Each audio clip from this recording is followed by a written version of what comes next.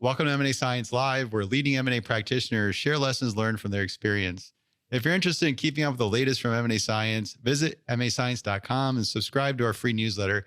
Every Monday, we share highlights from our interviews and publications so you can continuously improve your M&A skills for free. Again, that's mascience.com.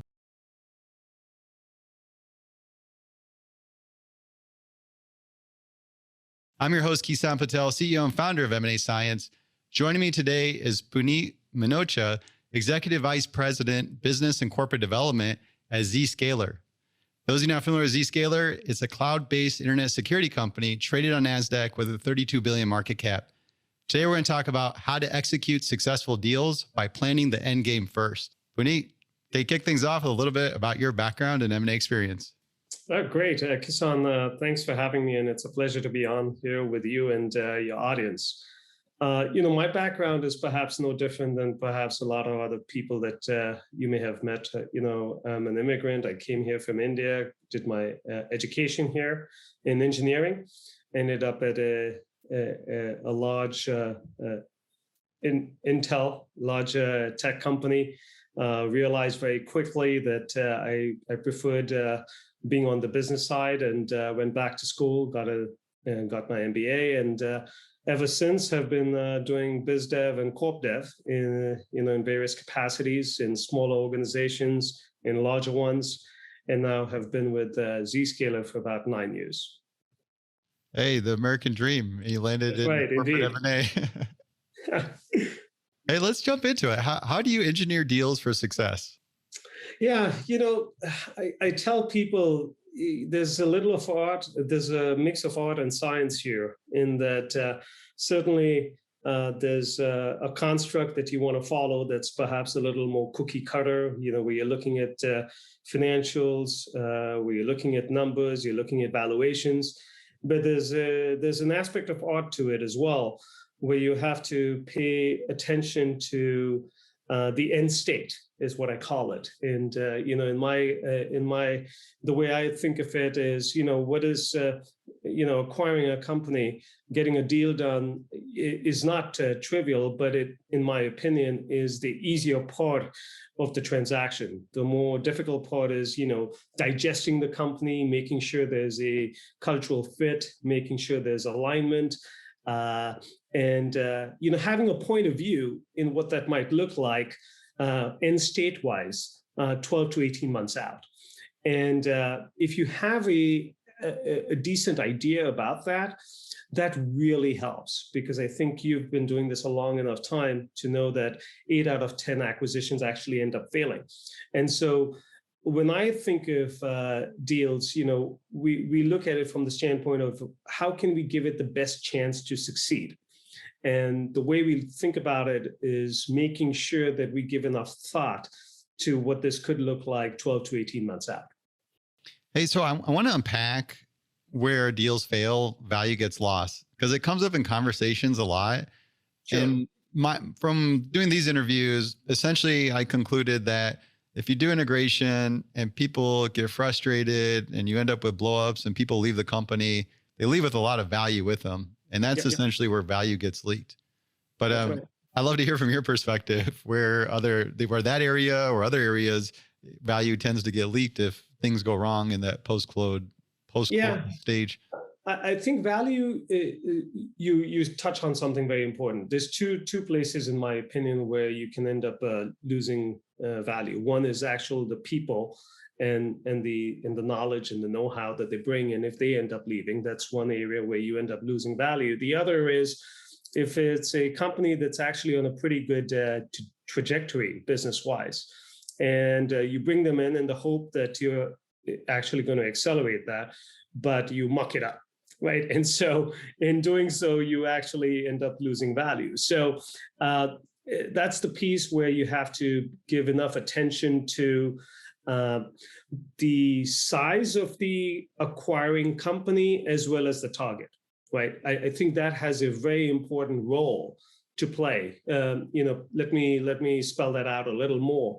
If you are a relatively young organization and you're looking to buy another company, then it is more important to pay attention to overall culture, making sure you do not disrupt what you already have going, right? Because if you're trying to digest a company of a similar size, you might have two conflicting organizational styles, processes, and so on. And so it can be very disruptive. On the other hand, if it is a much larger organization and you're doing smaller deals, it's not that big a risk, and you can easily do tuck-ins. The art to this becomes, if it's a decent target acquisition, you want to at the same time allow them enough freedom to keep growing and not encumber them with all sorts of processes of a larger organization that might come with. And so that's the reason why I say, there's art and science, because there's no real cookie cutter formula, a company of this size, this is what we do, and so on and so forth. I like the way you phrase it, because it's not just people leaving, but it's also execution that could go wrong. That's exactly right. The way you described it sounds like it's not just the strategy. It's more elements within that, how you execute it, the way that people are culturally aligned around their goals, and how they're going to end up working together. Very much the case. And so that's the reason why when we work on deals, we always first make sure, a lot of in this deal climate, things are rather competitive. And so our job is not only to obviously convince targets, that Zscaler or any other company for that matter is a good home for them, but then also build alignment internally, because you want to make sure that everyone is marching in the same direction to reduce that execution risk that you just touched on. Got it. Well, let's go back to planning the end game first and leading with it. Can you give me an example of what that looks like? Yeah, I think that'll manifest in various ways.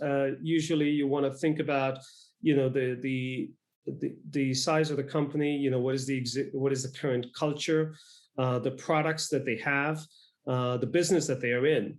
Is this something that is better executed on standalone, or as part of the overall bigger organization? That plays a big role in whether you are going to try and subsume it, or whether you're going to try and keep it as an independent business unit or an independent operating unit and just let it run independently, and then just provide some air cover. The air cover could come in the form of some G&A. It could come in the form of, there's a mothership that has a sales team that is providing leads to this new organization. We double compensate the sales folks, and so on and so forth. That's one model, right? That's a model that works if you are of the mindset that it's better done without mucking with each other and keeping them independent for at least 12, 18, 24 months. At some point, you'll try and bring it together. There's another train of thought that might say, we're buying this, it's a younger organization, and we might be better served if we just subsume it, right? And those are the types of things that you want to pay attention to, not only within the maturation of your own organization, but also for the target. I'll be very, when you do acquisitions, it's a great way to actually build bench strength, bring additional fantastic talent in. And in doing, the acquisition analysis, we actually pay close attention to, the target. Are there some leaders that could actually be very pivotal in the overall organization going forward? Right. So, those are all factors that you sort of think about when you're orchestrating these acquisitions.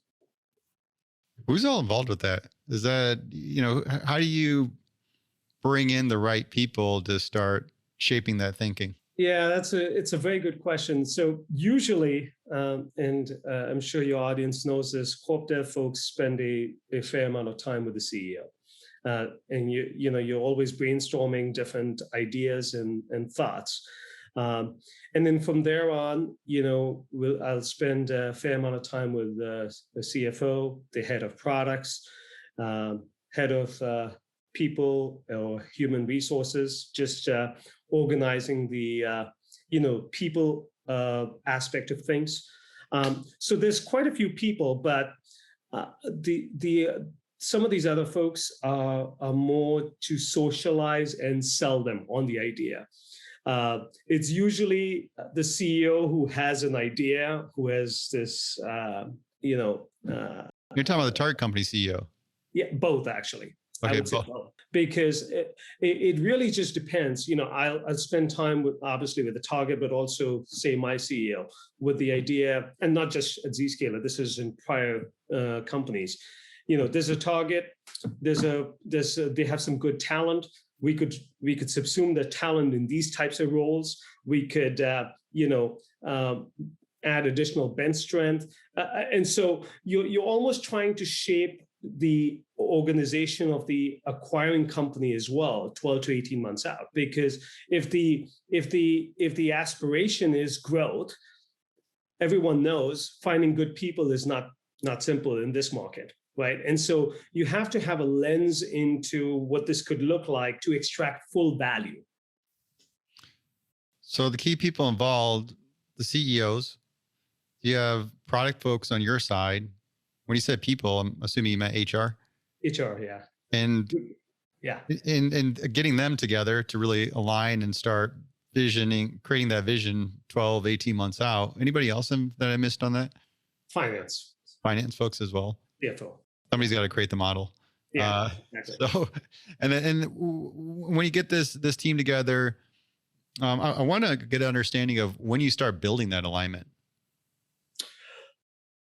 It really just depends on a case by case. And so what I mean by that is, if it's a smaller deal that is not going to be as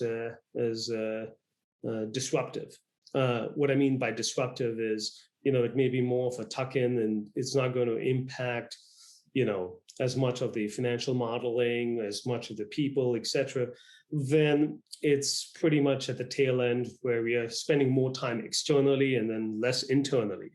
If, on the other hand, it is a sizable deal and the model might be more along the lines of keeping them separate, keeping them as a separate operating unit or a business unit, then the socialization and the planning starts well in advance. I would say, a couple of months.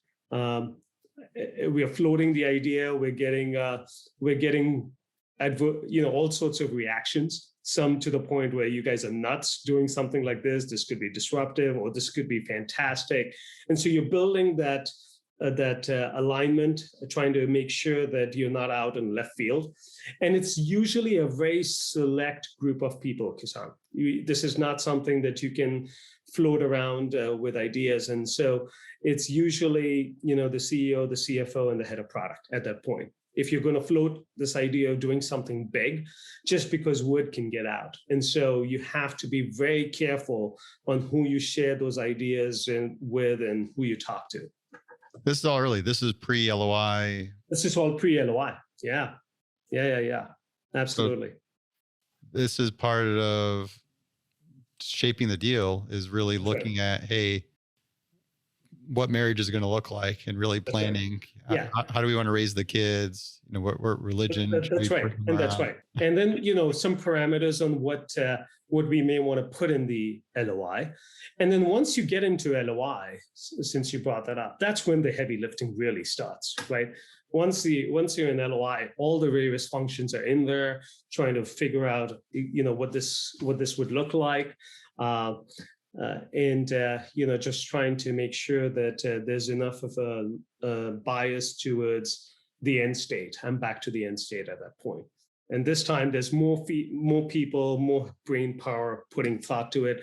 Obviously, there's a lot of things that are not covered early on. And so that is all bubbled up. I want to stay pre-LOI for a little bit, because okay. I talked to a number of corp dev teams, and I feel like this is a big challenge. It's almost associated with the maturity of the corp dev function, where in the early beginning, a lot of these things, the go-to-market planning, all these things bubble up after LOI. That's right. And it becomes sort of a taxing burden when you go through integration process. So I'd like to understand, I don't know if you can just make up an example, you don't have to use a real one, but almost walk me through a timeline of what that engagement looks like. Here's this conversation we're having. This is maybe an original idea that shaped from you having that initial outreach, and how you bring people in and really start bringing those considerations in. Yeah. All right. I'm trying to shape this in a way that is going to be meaningful for your listeners as well.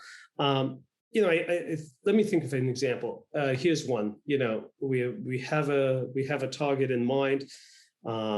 It is something that has been brought up in the past by a handful of our product teams.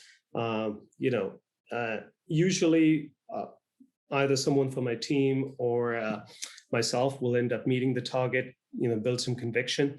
And then at that point, the meetings that are had internally are usually with the CEO, the head of product, and the CFO.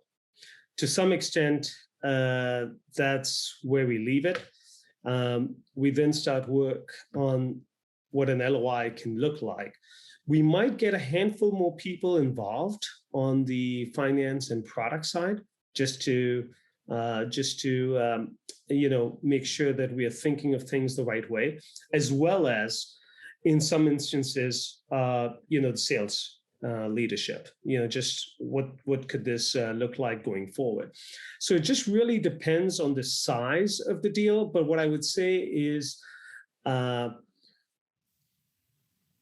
the way to think about it is early on, pre-LOI, the type of talk that my team will have with other folks internally is, hypothetically, if you were to go and do a deal like this, what are some of the important things to consider?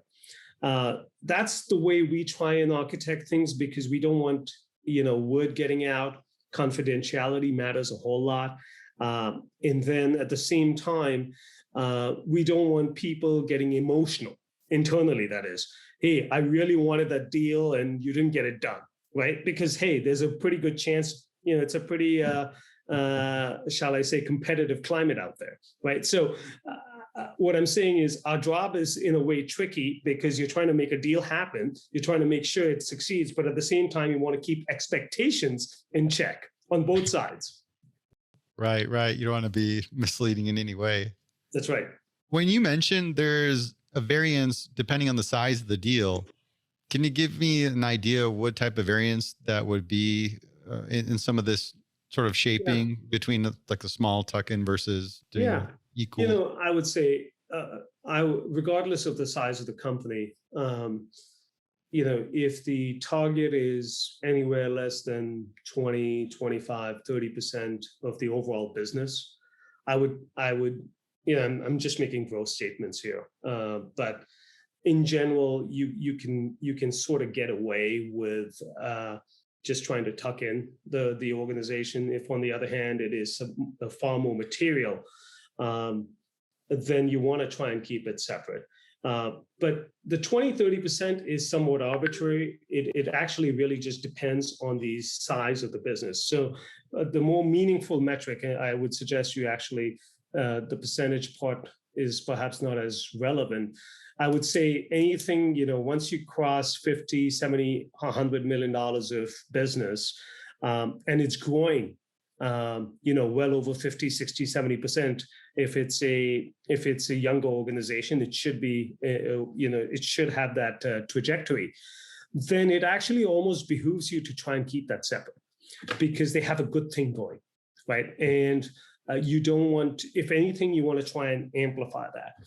If on the other hand, you're picking up something that is sub 50, sub 30, in that range, it's easy to digest and just say, we're going to lump it in. We're going to use the mothership to actually amplify it. But that's sort of how we think of it. And there's no right or wrong answer here. And that's why it's very dependent on the acquiring company's size, scale, maturation. So there's no right or wrong answer here. It's just generally you want to feel things out in the overall corpus that exists within the target, and what's best to try and amplify it. That's really great, helpful examples. So now I want to switch it up a little bit. I want to get out of your corp dev head and I want to get into the head of that target company CEO.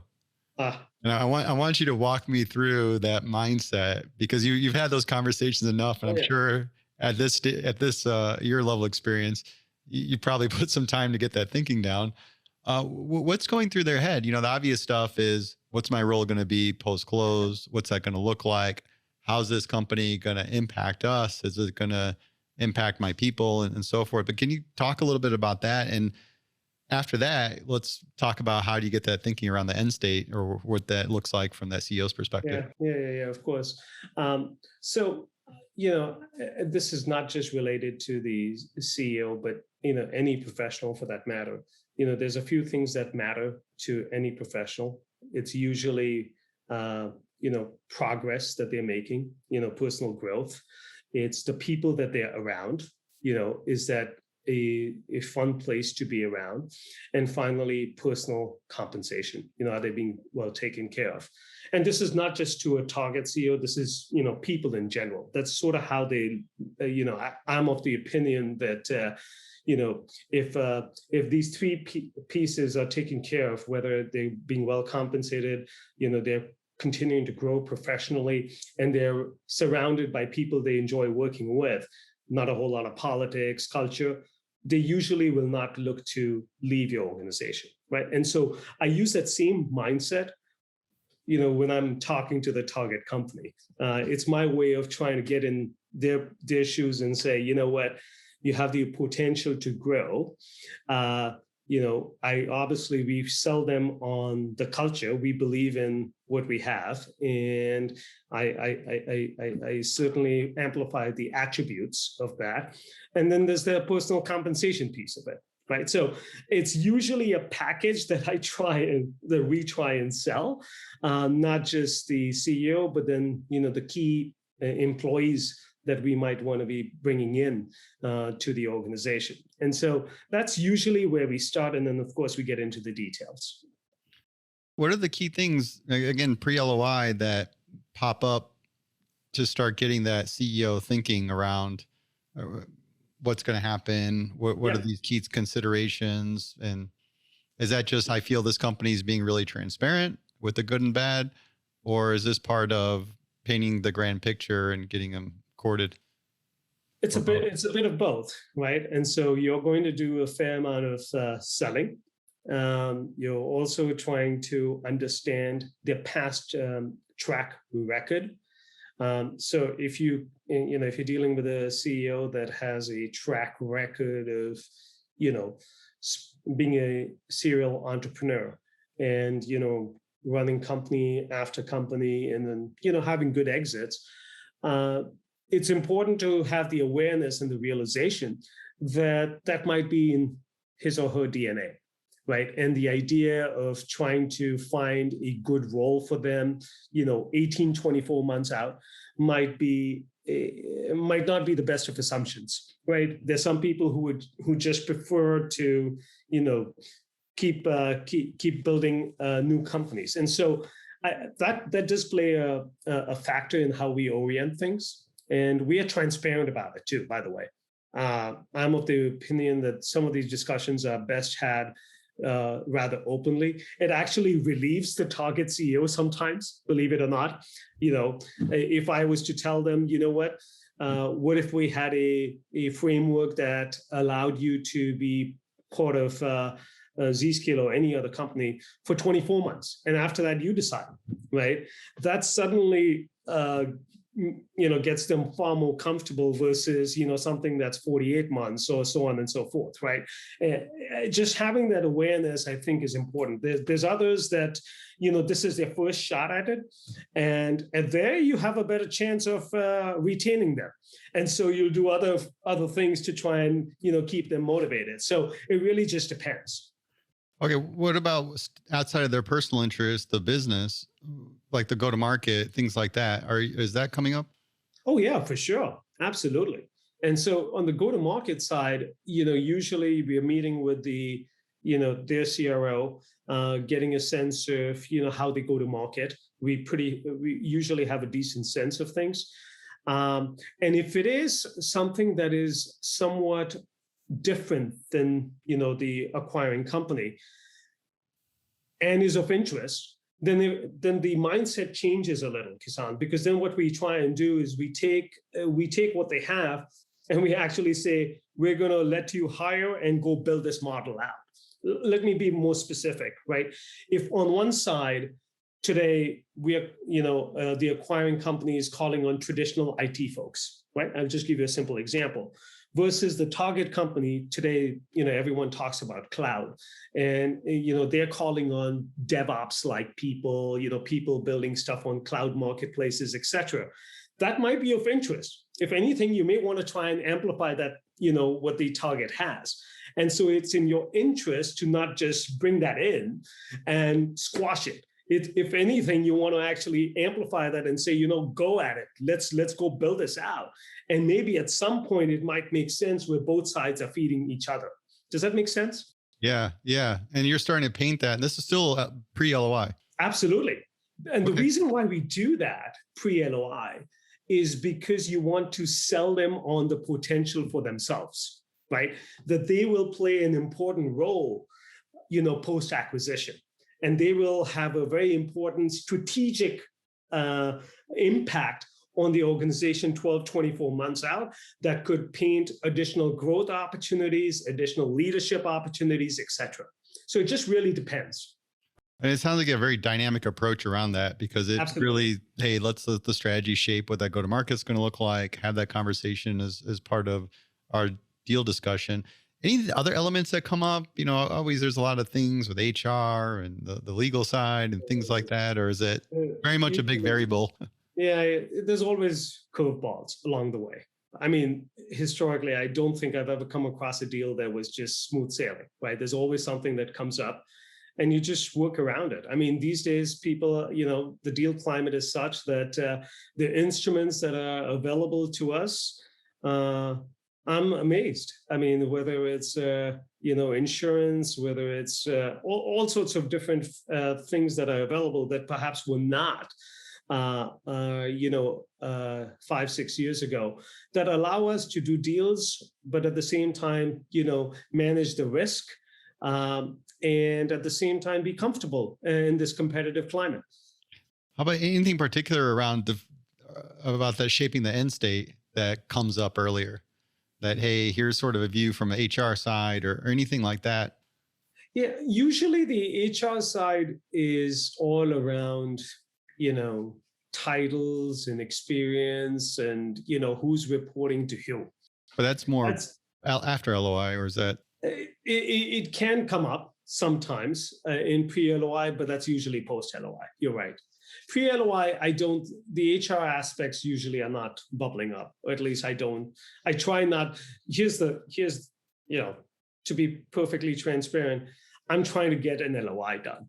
And so I take it upon myself to, cover the big points as much as we can without, trying to get into the details just yet, because our goal is to get them into an LOI and then, actually consummate the deal.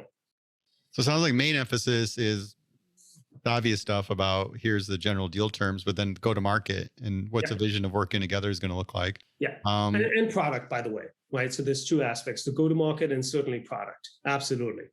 And then product with the go to market, you mentioned the CRO involved with that. Who would you want to get feedback around when it comes to product? It's usually our head of products. So you have their head of product and your head of product get together and say, hey, head of engineering, whatever the case might be. Yeah. We'll get along. Our tech stacks look good or tech stacks are not good. Right. Those type of things. Yeah. Yeah. And there's people do get emotional. I want to talk about well, I obviously signed the LOI and then you really start weighing in on things. Can you maybe give me a little bit of that? Then we can get into how you start thinking about integration planning. Yeah. So once we are into LOI, we usually will kick off various work streams, right? So there'll be a product work stream, there'll be a HR work stream, there'll be an IT work stream, a legal work stream, finance work stream, you name it, right? And so with all these various work streams, we'll have leaders on both sides, right? And what they are trying to do is make sure that they go through, we'll usually have checklists of sorts, make sure you understand any and all of this, what this looks like. And, depending on the time frame, we could be meeting 2 or 3 times a week, where we're having readouts, right, from both sides. And that's usually how we're trying to bring, bubble up issues and then solve for them, and try and bring this to a definitive agreement. Got it. So pretty typical of running through a diligence process. Now Yeah. we want to get into the good part of, obviously we talked about integration, making sure that goes well. What does integration planning look like for you? Oh boy, that is there's a fair amount of thought put into that. What I usually tell people is, you certainly are inheriting a company, so you have their P&L. But what you want to do is take that P&L and, in fact, take it into the acquiring company's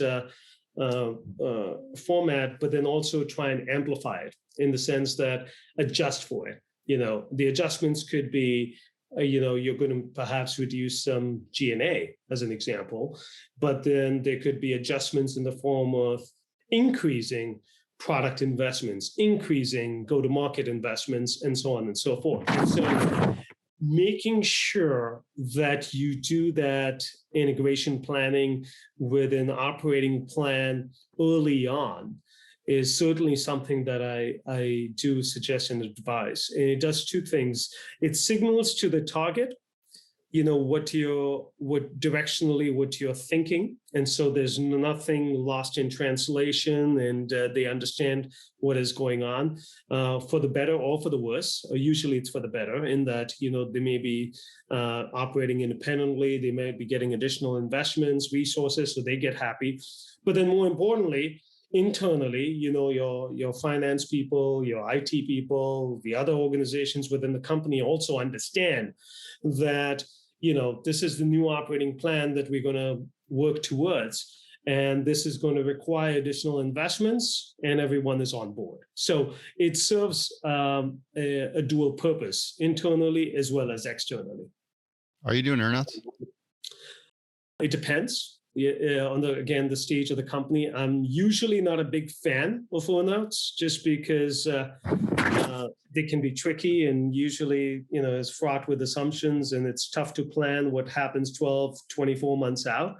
But in a handful of instances, when you're looking to bridge gaps, if a target feels particularly confident of what they bring to the table and what they are worth, then certainly we will consider earnouts.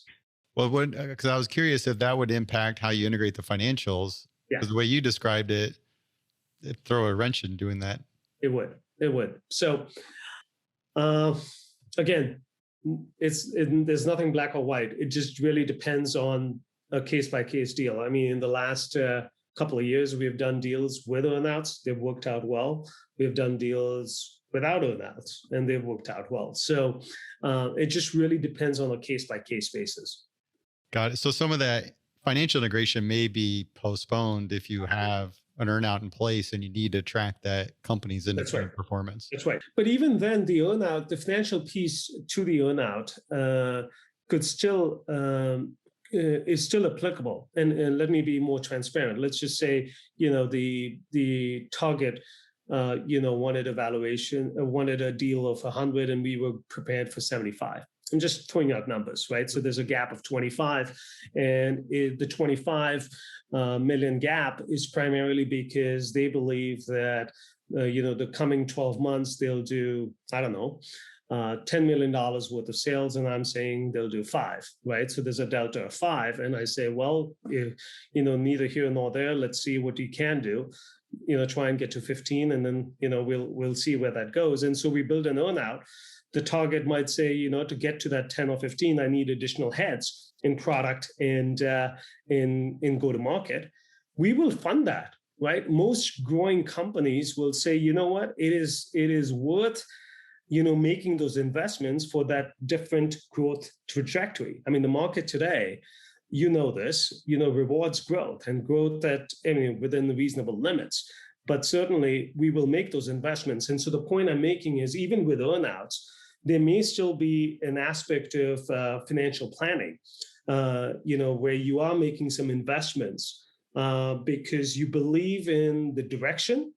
And you believe, well, if if there's a deal to be had that can help bridge this, it's easy to go sell internally saying, the growth is going to be X. And in the outgoing fiscal years, that's going to look 2X, 3X, 4X if you make those investments now.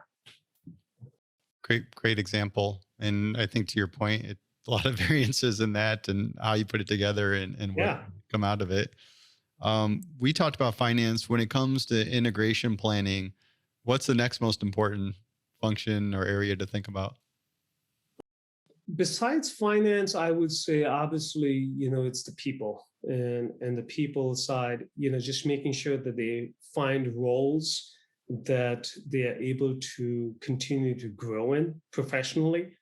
And at the same time, not feel encumbered as part of being a larger organization, right? And, usually what you're trying to do is make sure that they have enough of a foundational help to keep growing and running, but not encumber them with overhead, is perhaps the best way to describe it. And so the people aspect becomes particularly important, just because they should be comfortable with who they're reporting to, feel that they're going to grow. Any and all of that is extremely important. When do you start this? Just integration planning in general, because we went through, here's this sort of shaping of the go-to-market and some of the key considerations pre-LOI. LOI kicks off. Then is there a gap? Do we start working on little things in increment, or what does that look like? Yeah, the people aspect, usually we are starting to do post-LOI. Right away, or is it? Pretty much. When I said we have those various work streams, right? One of the work streams is HR. And one of the things that they're doing is obviously mapping, the organization, the titles, the compensation, all of that. But then they're also looking at end state, where would these people, likely fit in? And it really just depends. It could be a separate operating unit. If it's a separating operating unit or a business unit, then, it's perhaps not as cumbersome an activity. If, on the other hand, it is something that you are planning to tuck in or integrate, then you have to pay thought to, that the target could have some G&A folks, they could have some HR folks. Do you want to take those, right, as an example? And so if so, where would you want them fitting in? It really just goes through that entire organizational structure. An independent operating unit makes that discussion far more simpler. You get any interesting red flags from HR, like, hey, we've identified some flight risk over here, or things like that? Absolutely. It happens all the time. And usually it'll manifest itself in, this person, he or she thinks very highly of these people, and we don't think so, based on our experience, this is a red flag, or, not a good cultural fit. Any and all of that comes up. There's no, just generally, people management is always something that is just is something that you have to continue doing. There's no right, wrong, easy answer. And it's not easy to do, and one that we take very seriously, because people have ambitions and personal ideas and growth plans, and you have to cater to that. And it is a competitive market out there, it's just a combination of all of those. Are there any other key areas or functions that are important when it comes to integration planning? You talked about IT. Yep. IT is huge, just because if the IT systems, and again, depending on the size of the organization, the systems that they use, how easy or difficult are they to integrate. I touched on finance, but the financial aspects are also quite important. It's one thing to do the deal and say, we paid X, so that's one aspect of finance. But to the extent that, you're going to have this going forward, and the target had material business, making sure that the way they, close deals, recognize revenue, the types of customer contracts they have, and so on and so forth. That's a pretty cumbersome task, just making sure that you're still in compliance with what you have been doing and not risking any of that, right? So that does become an important aspect as well. There is a lot of assumptions as the deal shape, right? From the initial investment thesis. And as that progresses, and it's obviously aligned around the specific value drivers of the deal. How do you keep that alignment going through where and it's something that comes up if I did, interviewed a bunch of folks from the integration side, where that becomes one of the challenge is keeping that clear alignment around what are the drivers of doing this deal and making sure everyone's following through. I think that coupled with just general momentum and trying to reduce the fatigue as possible. That's a good question, and I will say that the best guidance I might give is be adaptable, because things change. It could be within the target, it could be within your own organization as well. And so you're right, value drivers can change. Sometimes it's for the better. Sometimes you just realize the market is changing around you. For example, I've been in IT security for 20 plus years, and it is just ever changing, right? And so you could end up doing a deal, and literally 12 months later, the deal that you did for why you did it, it may have changed, or the value proposition is not as, it could be even stronger, or it could be weaker. I'm giving you both examples, right? And so the reason I bring that up is you just have to adapt. And there's no right or wrong. The beauty of this is because you're dealing with consummate professionals on both sides, even if the value drivers, for example, decreased, or things are not, the value proposition is not as significant, the target company knows about it. 12 months later, they're actually reflecting and going, we actually got a good deal back then. You see what I'm saying, right? Mm-hmm. Or, if its value proposition is perhaps stronger, they perhaps might command a more important role within the organization, right? So it just really depends, and it's important to keep adapting. Do you ever have it where you do a deal and the CEO of the company you're acquiring is just losing that motivation and excitement? And oh yeah, absolutely. What do you do? What do you do when they're very not difficult. Feeling comfortable with everything? It's very difficult, actually. I mean, to be honest, we've had that happen in the past where there was fatigue, and the CEO just wanted an exit. And I will say this: that's the one thing that has made it somewhat, and I'm specifically talking of smaller deals. When you're dealing with larger organizations, you have professional CEOs and a professional leadership team, and so it becomes a little easier.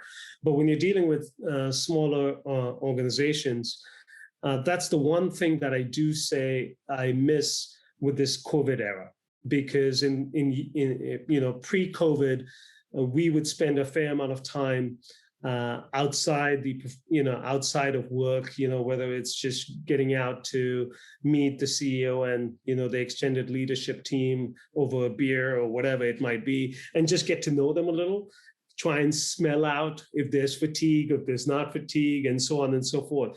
We lose some of that now in this COVID environment where it's all Zoom sessions. And you miss out on some of the other side aspects that are actually quite important.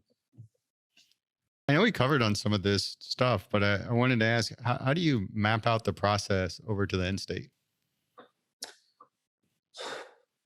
Map out the process. Can you elaborate on that? What do you mean by that? I want to be sure I answer the question. Your overall deal process, when we talked about keeping this sort of end state in mind, but when you're going through diligence and integration planning, how do you sort of keep that continuously mapped out to the end state? Yeah, there's really not a formal,